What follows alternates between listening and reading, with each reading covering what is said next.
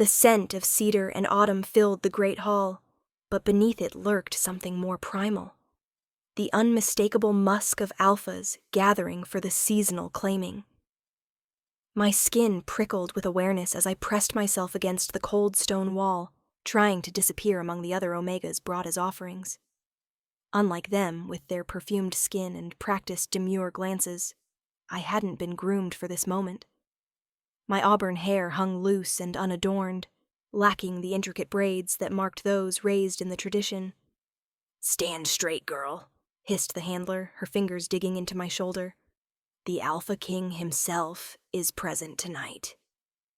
I bit the inside of my cheek until I tasted blood.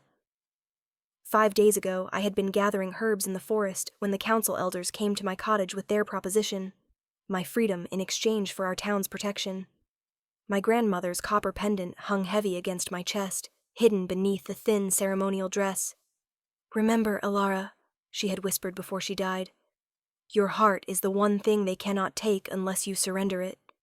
The pendant was engraved with a raven circling a crescent moon, a symbol from the old religion before alphas ruled with iron fists and omegas became currency.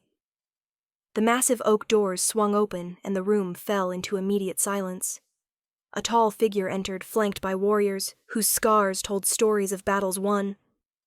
But it was him, the Alpha King, who commanded every gaze. He moved like a predator, each step deliberate and powerful. Dark furs adorned his shoulders despite the roaring fires. His face remained impassive as he surveyed the room, but when his eyes swept over the line of omegas, something flashed across his features. Those eyes found mine, and the world tilted. "That one," he said, his voice cutting through the silence. "The one with untamed hair." Every head turned toward me, and the handler's grip tightened painfully. This wasn't supposed to happen. I was meant to be overlooked, a token offering from a village too poor to provide a proper mate. But the Alpha King had looked at me, and only me. They brought me to his chambers like an animal to slaughter.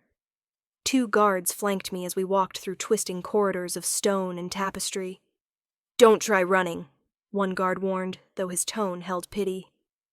"King Theron doesn't tolerate disobedience." Theron. Even his name felt like a blade against my skin. The chamber door loomed before us, intricately carved with scenes of ravens hunting beneath a full moon. My grandmother's stories came rushing back, tales of alphas who transformed under moonlight, becoming the beasts whose spirits they carried. "Wait here," the first guard instructed before both men retreated, leaving me alone. The door swung open and heat billowed out from within. "Enter." My legs moved of their own accord, carrying me into a chamber larger than my entire cottage. Furs covered the stone floor, and a massive bed dominated one wall. A fire roared in a hearth big enough to roast a deer, casting dancing shadows across walls adorned with weapons and maps. The Alpha King, Theron, stood by a table laden with food and wine. He had removed his ceremonial furs, revealing broad shoulders beneath a simple linen shirt. "You haven't been prepared properly," he observed, eyes narrowing. "Which village sent you?" "Ashwood," I answered, surprised to find my voice steady. "We had little warning." His laugh was sharp. "Tribute. Is that what they told you this was?" He moved toward me. "What's your name, Omega?" "Ilara." "Ilara," he repeated. "Do you know why you're here?" I lifted my chin. "Our council traded me for protection." "And do you know what happens to omegas chosen at the seasonal claiming?" The stories were well known. Omegas chosen by alphas became their property. Some were treated well. Others were never seen again. "I know enough," I replied. Theron circled me slowly. "I wonder if you do. The council from your village sent a letter with their offering. Do you know what it said?" I shook my head. It said their tribute was defective, that you carry a sickness of the mind that makes you unsuitable. His eyes bore into mine. They claimed you see visions, that you speak with spirits no one else can perceive. The blood drained from my face. My sickness had been my deepest secret, shared only with my grandmother who had the same gift. They sent you expecting you to fail, Theron continued, to be rejected and returned in shame, fulfilling their obligation without losing anyone they deemed valuable. Humiliation burned through me, followed quickly by anger. I didn't ask to be here, I said, tremor breaking through my composure. Send me back or keep me or kill me, whatever punishment fits their insult. Something flashed in his eyes, surprised that I would speak to him so directly. There will be no punishment, he said after a moment. Not for you, at least. His smile was predatory. I have a proposition for you, Alara of Ashwood. A chance to secure both your freedom and your village's safety. My heart skipped. What kind of proposition? Spend the night in my bed, he said simply, extending a goblet toward me. If you endure until dawn without fleeing, I'll set you free. No claiming, no binding. You may return to your village, and I'll ensure they remain under my protection. I stared at him, waiting for the trap. Just sleep beside you? His laugh was genuine this time. No, little Omega. Not just sleep. Heat flooded my cheeks as understanding dawned. And if I refuse? Then you return to Ashwood immediately, but my protection is withdrawn. The choice was no choice at all. My village, for all its faults, was home to innocents who had no part in the council's decision. One night, I repeated carefully, and then I'm free. No claiming bite, no binding ceremony. He nodded once. One night. Your courage for your freedom. I reached for the goblet, our fingers brushing. A jolt of something electric passed between us, making my breath catch. His nostrils flared slightly. What happens now? I asked. Theron's eyes darkened. Now we wait for nightfall. And then, Alara of Ashwood, we discover what you're truly made of. I paced the chamber as Theron watched from a chair by the fire, his presence filling the room even in silence. Are you planning an escape route? He asked finally, amusement coloring his tone. I'm not planning an escape, I replied. I agreed to your terms. Yet you move like a caged animal. Perhaps because I am one. To my surprise, he didn't appear angry. Instead, he leaned forward, his gaze sharpening. Tell me about these visions of yours. My hand instinctively went to my grandmother's pendant. They're nothing. Village superstition. Lie to me again, Alara, and our agreement is void. I swallowed hard. I see echoes, I said carefully. Sometimes of what was, sometimes of what might be. And sometimes... I hesitated. Sometimes I see beings that others don't. Spirits that dwell in the forests, the rivers, the stones. I waited for dismissal or mockery. Instead, Theron rose and approached slowly. What do they look like, these spirits? Like shadow and light woven together. They speak without words and move between spaces that shouldn't exist. He stood before me now. And what do they tell you? Warnings mostly. Where not to walk, which plants will heal and which will poison. I took a breath. 5 days ago, they warned me about men coming to my door. I ignored them. Something shifted in his expression. Your grandmother had the same gift. It wasn't a question, but I nodded. How did you know? The pendant you keep touching, he said, his gaze dropping to where my hand clutched the copper raven. May I see it? Reluctantly, I pulled the chain over my head and held it out. He didn't take it, only leaned closer to examine the engravings. Raven whisperers, he murmured. I thought they had all died out generations ago. Raven whisperers? An old bloodline, rare among Omegas. There was a time when they were revered, not reviled. He gestured for me to put the pendant back on. Your council knows nothing of what they've sent me. Before I could ask what he meant, a knock sounded. A young woman appeared with more food and drink. Your bath is prepared in the adjoining chamber, my king, she said, and for the Omega as well, if she wishes. When the door closed, Theron turned to me. You should eat, then bathe. Night approaches. The reminder sent anxiety through me. I moved to the table, selecting bread more to have something to do than from hunger. Most Omegas brought here refuse food, Theron observed, either from fear or from training to maintain the slender figures Alphas supposedly prefer. He gestured to the spread. Eat what you wish. You'll need your strength. The implication made heat rise to my cheeks, but I forced myself to eat. When I finished, Theron led me to a smaller chamber lit by oil lamps. Steam rose from a copper tub large enough for two, the water's surface scattered with flower petals. Take your time, he said. I'll bathe after you. He closed the door, leaving me alone with my thundering heart. I undressed quickly, setting my grandmother's pendant carefully beside the tub. The water was perfectly heated, and I sank into it with a sigh. For a moment I allowed myself to simply exist in the warmth. Reality intruded soon enough. One night in the Alpha King's bed, one night to endure, and then freedom. I could do this. I had endured the winter my parents died, leaving me alone at 11. The whispers and isolation as my strangeness became apparent. The hunger when villagers refused to trade with the cursed girl. I could endure one night. When I finally emerged, I found a soft drying cloth and a robe of deep green laid out. I dried my auburn hair as best I could, then donned the robe and secured my pendant around my neck once more. I'm finished, I called. The door opened immediately.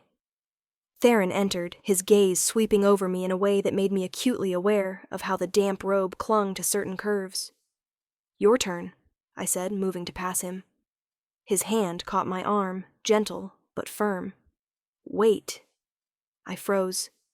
He was close enough that I could smell him, cedar and smoke, and something wild. My Omega instincts, dormant until now, stirred in response, urging submission. I resisted, meeting his gaze steadily despite the trembling in my limbs. There's something you should understand before nightfall completely, he said. I chose you for a reason, Alara of Ashwood. Because I'm a raven whisperer, I guessed.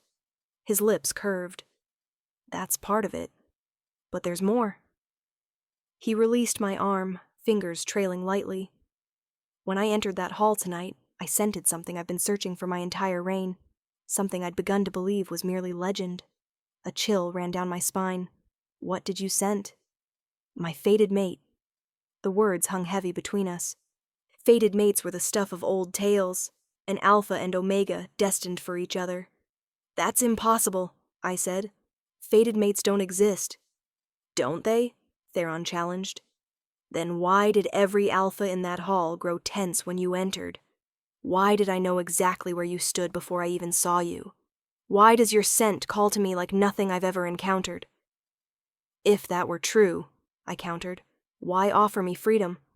Why not simply claim me? His expression darkened.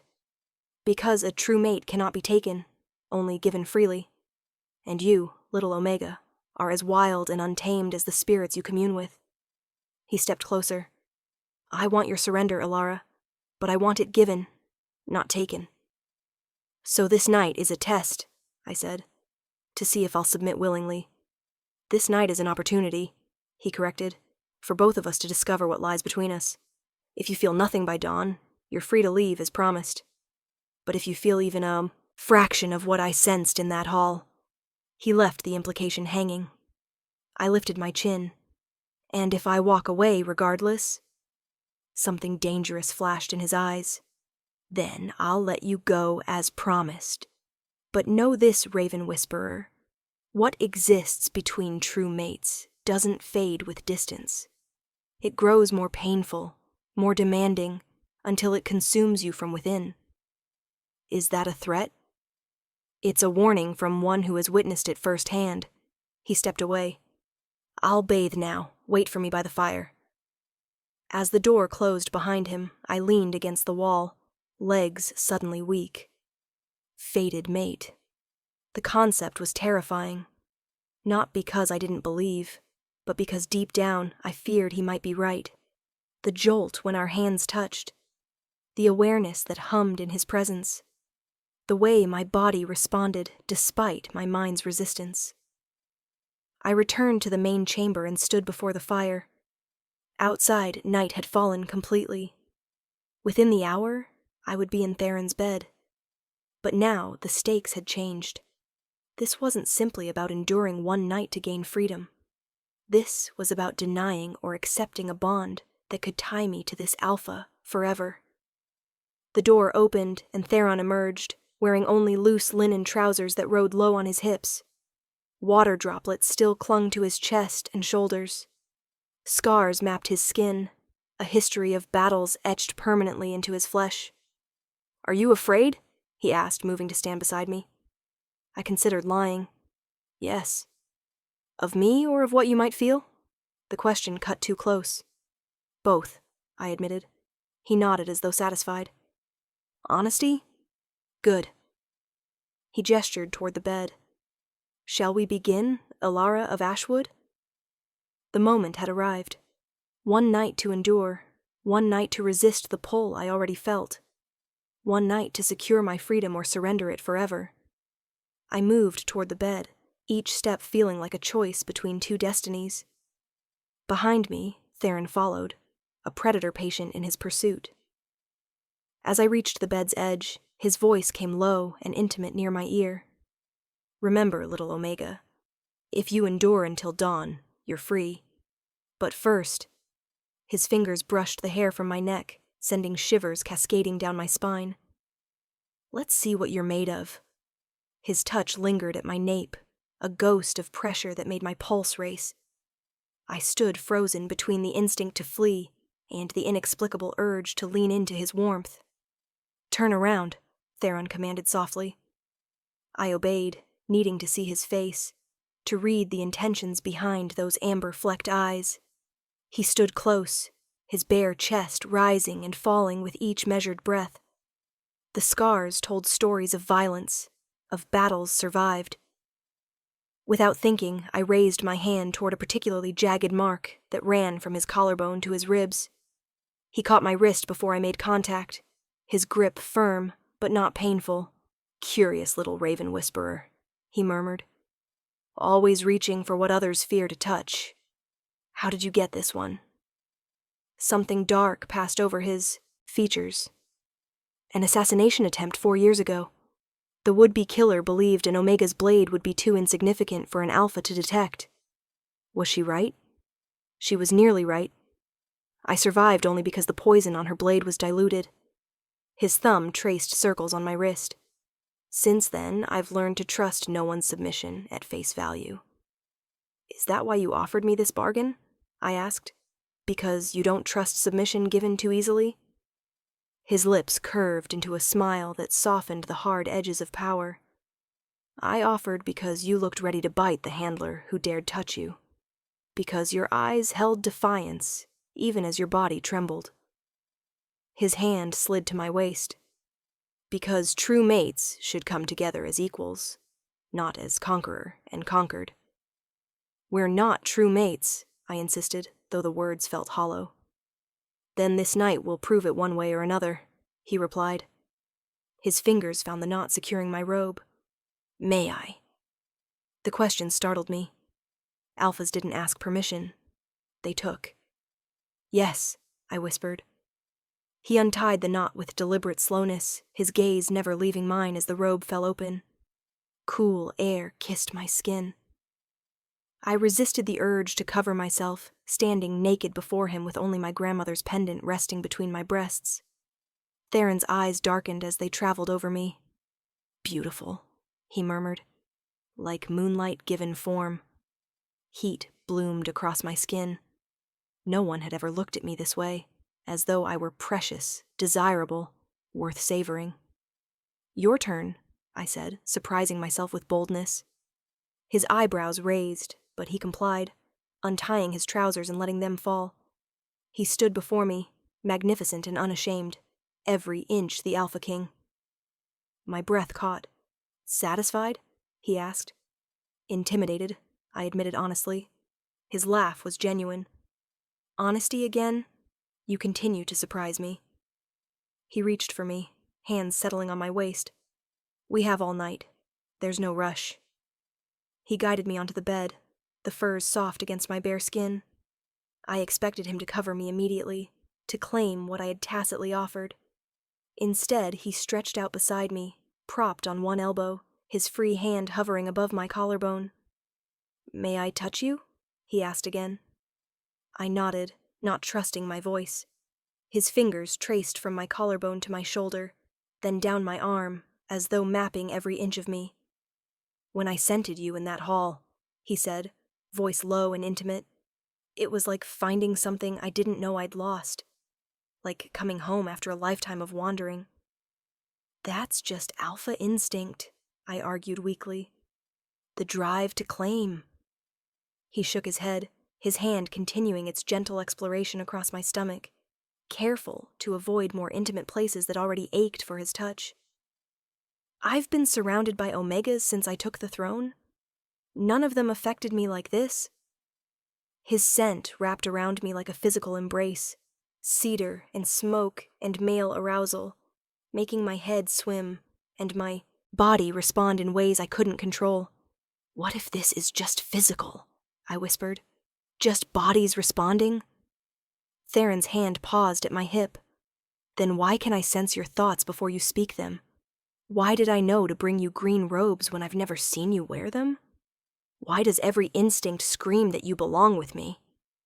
His words sent a shiver through me that had nothing to do with fear. Because you're an Alpha King, used to getting what you want. Because we're fated, he countered, leaning closer until his lips hovered above mine. Tell me you don't feel it too, Alara. Lie to me, if you can. I couldn't lie. Not when his proximity made my skin burn. Not when his scent clouded my thoughts. Not when everything within me strained toward him.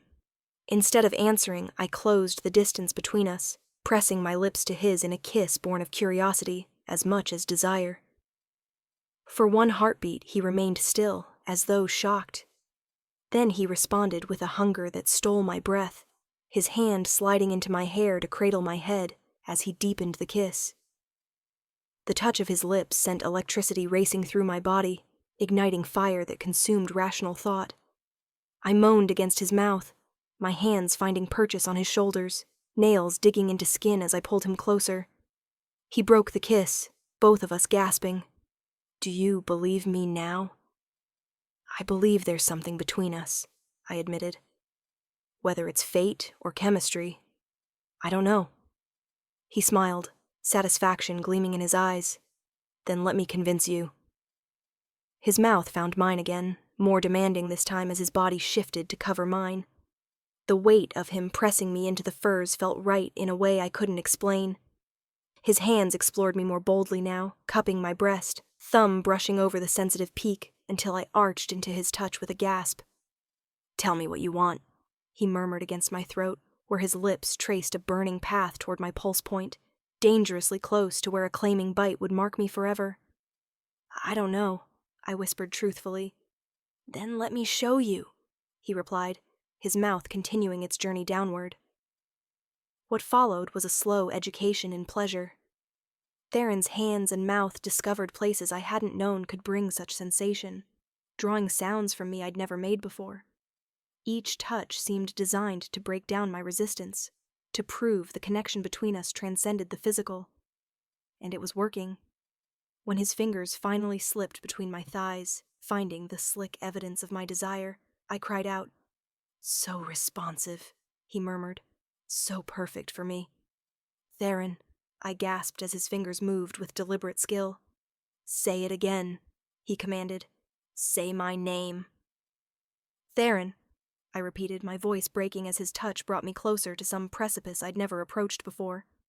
Something primal flashed in his expression. Mine, he growled. Say it, Alara.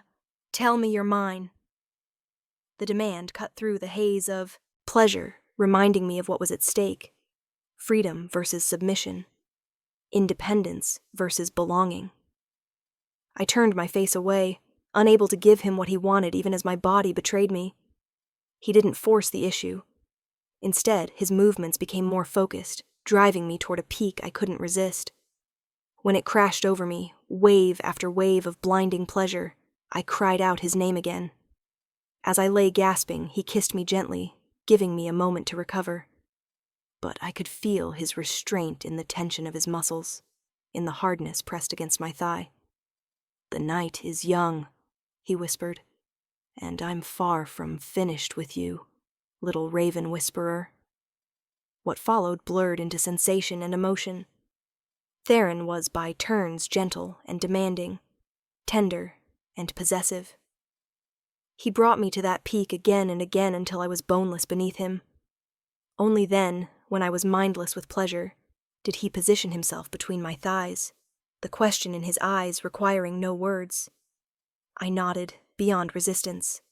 He entered me slowly, giving me time to adjust, his eyes never leaving mine as he claimed me in the most fundamental way. The discomfort was brief, overwhelmed by the sense of rightness I felt with him inside me. "Theron," I breathed, hands clutching at his back. "My Alara," he responded, voice raw. "My mate." I didn't contradict him this time. Couldn't. Not when every thrust seemed to bind us more tightly together. Our bodies moved together as though we'd done this 1,000 times before, finding a rhythm that built steadily toward something greater. Theron's control began to slip, his movements becoming more urgent. His mouth found my neck, teeth grazing where a claiming bite would mark me forever. "No," I gasped even as my body arched toward his mouth. "You promised. No claiming." He groaned, the sound almost pained, but lifted his head. "I know what I promised," he gritted out. "But gods, Alara, you're making it difficult." The honesty touched something within me. This powerful alpha was fighting his most basic instincts to honor his word to me. Our pace quickened, the pleasure spiraling higher until I felt myself balanced on the edge of something monumental. "Let go," Theron urged. "Let go for me, Alara." I did, shattering around him with a cry that might have been his name. He followed immediately, his body tensing above me as he found his own completion, my name a benediction on his lips. Afterward, we lay tangled together, heartbeats gradually slowing. Theron's weight pressed me into the furs, but I made no move to dislodge him. "Do you believe me now?" he asked finally. I didn't answer immediately, taking inventory of my body, my emotions. What had happened between us transcended physical pleasure. That much I couldn't deny. "I believe there's something powerful between us," I admitted carefully, "but I need time to understand what it means." He rolled to his side, keeping me close, one arm draped possessively across my waist. "Dawn is still hours away. You don't have to decide anything yet." I traced the line of his jaw with my finger, studying the face that had seemed so cold in the great hall, now softened by something that looked dangerously like tenderness. "Tell me about your mother," I said, the question appearing from nowhere. Surprise flickered across his features. "My mother? Was she like me? A raven whisperer?" Understanding dawned. "No, but she knew of them. She was the one who taught me the old stories, the old ways." His finger traced idle patterns on my bare hip. "She would have liked you." "Would have." Pain shadowed his expression. "She died when I was 15, the same night my father was assassinated." The pieces began to align. His distrust of easy submission, his scars, the weight he carried as a king who had ascended too young. "I'm sorry," I said simply. He nodded. "And your parents. You mentioned your grandmother, but not them." "Fever took them both the same winter, 11 years ago," I answered. "My grandmother raised me after. Taught me what she could of her gifts before she passed 4 years ago. Leaving you alone, unprotected." I bristled slightly. I protected myself. I learned to live with the whispers, the fear, the isolation. His eyes softened.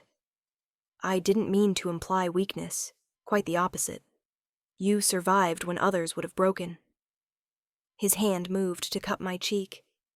It's one of the many reasons you're worthy to be my queen. The declaration startled me back to reality. I haven't agreed to that. Not yet, he conceded, but the night is only half over. Before I could form a retort, his mouth claimed mine again, and rational thought fled under the onslaught of sensation. As his hands renewed their exploration, I wondered if I was fighting a battle already lost. If Dawn would find me not only physically conquered, but willingly surrendered to this alpha who promised not subjugation, but partnership. And for the first time, the prospect didn't fill me with dread, but with a dangerous, seductive hope. Dawn's first pale light filtered through the high windows, painting the chamber in soft grays and blues. I lay awake, watching shadows retreat from Theron's sleeping face. In repose, the Alpha King looked younger, the lines of authority smoothed away. One arm remained possessively draped across my waist, even in sleep. The night had been a revelation. After our second joining, we had talked for hours about his kingdom, about my village, about the spirits I could see, and the legends he had been taught. Then passion had overtaken us again, and again after that, until exhaustion finally claimed us. Now, as morning light heralded the end of our bargain, I faced the choice I had been avoiding: stay or go. Claim my freedom as promised, or surrender to the bond that had grown undeniable. I slipped carefully from beneath his arm, gathering the green robe. My body ached pleasantly, bearing evidence of his attention in small bruises and tender places. As I secured the robe, I moved to the window, gazing out at the fortress walls and beyond them, the distant smudge of forest that eventually led to Ashwood. Home. Or at least the closest thing to home I had known. But what awaited me there? Suspicion. Isolation. The Council's anger when they discovered their plan to insult the Alpha King had backfired. Yet it would be freedom. Freedom to choose my own path, beholden to no Alpha. You're still here. Theron's voice, rough with sleep, startled me. I turned to find him sitting up, the furs pooled at his waist. His eyes were intent upon me. Dawn has just broken, I replied, gesturing to the window. Our bargain is complete. I endured the night. So you did. His expression remained carefully neutral, but I sensed tension beneath his calm. And more than endured, I think. Heat rose to my cheeks at the memory of how enthusiastically I'd participated. The bargain stands, he continued. You're free to return to Ashwood, with my protection guaranteed for your village. I studied him, trying to reconcile this honorable man with the cold, imposing figure who had selected me. Just like that? After everything you said about fated mates, about the pain of separation? Something flashed in his eyes. Pain, perhaps, or resignation. I keep my word, Ilara. Always. He rose from the bed and reached for his discarded trousers. I'll have guards escort you home. You'll want to leave before the court awakens. As he dressed, I remained by the window, conflicted. He was giving me exactly what I had wanted. Freedom. Yet the prospect of walking away from him created an ache in my chest I hadn't anticipated. What if I stayed? The question escaped before I could reconsider. Theron went still, his back to me. Don't toy with me, little Omega, he said, his voice dangerously soft. Not about this. I'm not toying, I replied, taking a step toward him. I'm asking what would happen if I chose to stay. He turned slowly, his expression guarded, but his eyes burning with hope. If you stayed, you would be my queen, my mate, my equal in all things. Equal? I repeated skeptically. An Omega as equal to the Alpha King? The court would never accept it. The court would have no choice. He closed the distance between us, his hands coming to rest lightly on my shoulders. But I won't lie to you, Ilara. It wouldn't be easy. There would be resistance, challenges to your authority, perhaps even danger. Like the Omega assassin who gave you that scar? His lips curved into a grim smile. Precisely like that. There are those who believe Omegas should remain possessions, not partners. They would see you as a threat. I considered this, weighing danger against the promise of belonging. And what of my gifts? The visions? The spirits? The raven whisperers of old were advisors to kings, Theron said. Bridges between the physical world and the realm of spirit. Your gifts would be honored, not hidden. Used for the benefit of the kingdom, not feared as witchcraft. The prospect was seductive, to be valued for the very thing that had made me an outcast. And us? I asked, voice barely above a whisper. What would become of us beyond politics? Something softened in his gaze. We would be what we are meant to be. Partners, lovers. His hand moved to rest against my stomach. Eventually parents to heirs who might carry both our strengths. The image sent unexpected yearning through me. Children had seemed impossible in Ashwood. I don't know how to be a queen, I admitted. And I didn't know how to be a king when my father's crown was placed on my head, Theron replied. We learn. We adapt. His hands moved to cup my face. But know this, Elara of Ashwood. I want you for far more than your title or your gifts. I want you for the fire that burns within you, the courage that made you meet my gaze when others cowered, the honesty that refuses false submission.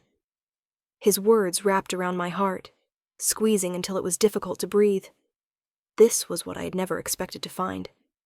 Not just desire or protection, but recognition. To be seen, truly seen for all that I was. I'm afraid, I confessed, of losing myself, of becoming just an extension of you. Understanding dawned in his eyes. You think accepting the mate bond means surrendering yourself, doesn't it? Not between true mates, never between us. His hands slid down to grasp mine. Come with me. There's something you should see. Curious, I allowed him to lead me to a heavy wooden door on the far side of the chamber. It opened to reveal a narrow spiral staircase, carved into stone. Where does this lead? To the reason I believe we're fated, he replied, guiding me up the winding steps. We climbed in silence. After what felt like hundreds of steps, we emerged into a circular chamber at the top of a tower. Unlike the opulent quarters below, this room was austere, its walls bare save for shelves lined with ancient books and scrolls. In the center stood a pedestal bearing a single object, a crystal orb the size of 2 fists, cloudy within, as though filled with swirling mist. What is this place? I whispered, sensing power humming in the air. The seer's chamber, Theron answered. It has existed since the castle was built centuries ago. According to legend, it was designed by the first Alpha King and his mate, a raven whisperer like you. I approached the pedestal slowly, drawn by the orb's subtle, pulsing energy. And this? The Heart of Sight. A relic from the time when Alphas and Omegas ruled as equals, before power corrupted the balance. He stood beside me. It responds only to those with the gift of true sight, the raven whisperers. As if responding to his words, the mist within the crystal began to swirl more rapidly. Colors bleeding into the grayness, blues, silvers, hints of gold. It's reacting to you, Theron said softly. In 4 generations of my family, it has never responded like this. I stared at the orb, transfixed. What does it do? According to the old texts, it amplifies the Raven Whisperer's gifts, allows them to see more clearly, to reach farther into the realm of spirit. His voice lowered. It's said that when touched by fated mates, one an alpha of royal blood, one a raven whisperer, it reveals the path ahead. The implication was clear.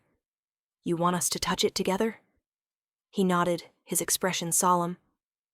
If nothing happens, you can walk away knowing our connection was just physical attraction. But if it responds, he left the possibility hanging. I hesitated. What if I still choose to leave even if it shows we're fated? Pain crossed his features, quickly masked. Then I would honor your choice as promised. But I would hope you might consider an alternative. Not immediate claiming, but courtship. Time to know each other beyond a single night. Time for you to see that being my mate would not mean losing yourself, but finding a partner who values all that you are. His offer was unexpected, a concession I hadn't thought an alpha king capable of making. Not immediate submission, but choice. Not possession, but partnership. Very well, I agreed, my heart racing. We'll touch it together. Theron positioned himself opposite me, the pedestal between us. Place your hand on it when you're ready. I'll do the same. Taking a deep breath, I reached out, my fingers hovering just above the crystal surface. Across from me, Theron mirrored my position, his eyes never leaving mine. In them, I saw not the commanding alpha king, but a man offering vulnerability, hope, and the possibility of rejection. Together, I whispered, and pressed my palm to the cool crystal. As he did the same, light exploded from the orb, so bright I had to close my eyes against its intensity. Behind my eyelids, visions cascaded in rapid succession. Theron and I standing before a gathered court, his hand steady in mine. The two of us bent over ancient texts, searching for answers to some unseen threat. My body swollen with child, his hands protective around the curve of new life. The two of us aged, silver in our hair, surrounded by children and grandchildren who bore the marks of both our bloodlines. And through it all, a sense of rightness, of completion I had never known. Not submission or dominance, but balance. Two halves of a whole, each supporting the other's strengths, each protecting the other's vulnerabilities. When the light faded, and I could open my eyes again, I found Theron staring at me with wonder, with hope, with vulnerability I had never expected to see in the Alpha King. "Did you see?" he asked, his voice rough with emotion.